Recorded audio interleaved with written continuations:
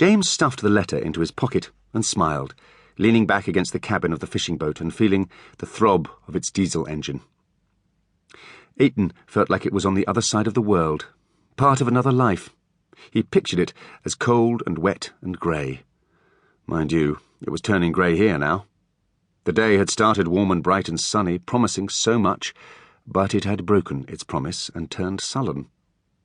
He squinted towards the horizon.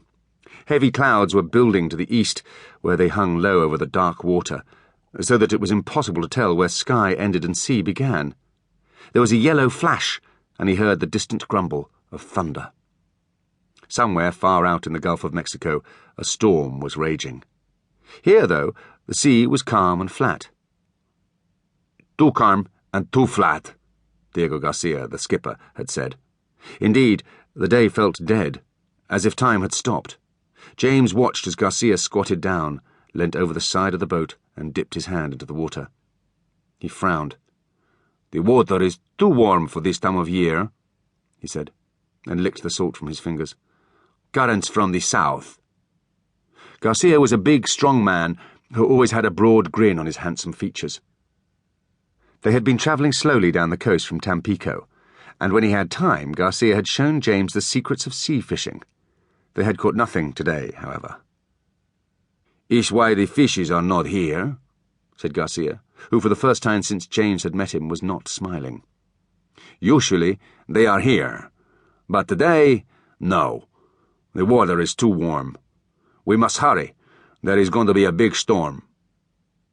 The shriek of a seagull broke the eerie silence, and they looked up to see a large flock circling the boat. "Is wrong," said Garcia, shaking his head. "The birds should not be here.